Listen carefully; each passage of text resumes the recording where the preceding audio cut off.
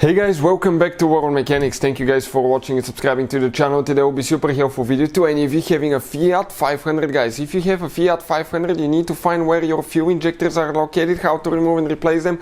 Stay with us, we'll explain that in this video today. Now we'll be demonstrating on a Fiat 500 Abarth, but even if you have a different one, the procedure may be really close. We'll explain common mistakes people make as well, so make sure you stay until the end. Before we start, let me tell you a little bit about us. Every single car we get here at the garage, we try to make at least 200 to 300 free repair videos. Why we guys do that? Because our mission in the shop is to save you as much money as we can. All we need in return, please subscribe to the channel, like the video, that way we can keep making these free videos. And if you guys need to buy any parts to use for a good price and quick shipping, check out the link in the description of the video below. You can save a ton of money. So if you have a Fiat 500 Abarth with a 1.4 turbo engine or 1.4 turbo gasoline engine Fiat, you will need to remove your air filter box assembly. We have the video on the channel how to remove air filter box assembly, check it out. Once you do that, you will come right here. It's a big mess, guys. It's a complicated engine, I'm not kidding. It's really complicated.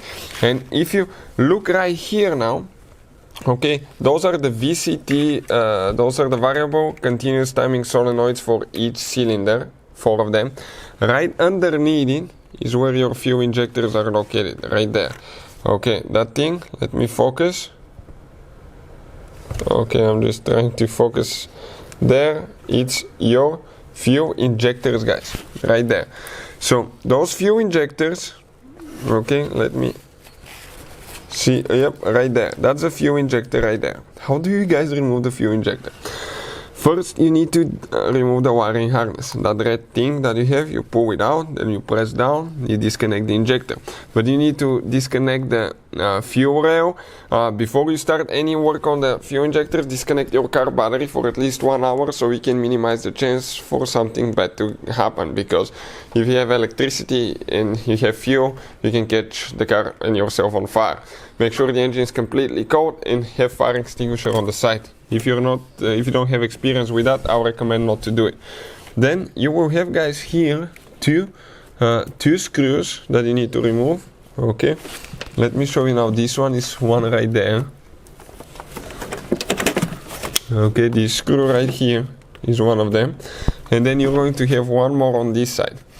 You remove those, guys, and you will be able to pull the fuel rail with the fuel injectors. The only thing that you will have left after that, you will need to practically, guys, okay, disconnect your fuel line. Then you will need to disconnect the fuel line, guys. Okay, right here. That fuel line, will have a special video how to safely disconnect it. It will teach you how to do that, but practically you all have to do, remove 2 bolts, disconnect fuel line. You will, when you disconnect the fuel line, you have some pressure, so always wear eye protection, fire extinguisher on the side, and be careful, guys. It will, okay, spray some fuel, so get a rag. Then you're going to pull the fuel injectors with the rail out, replace the one that you need, put new seals, put it back in.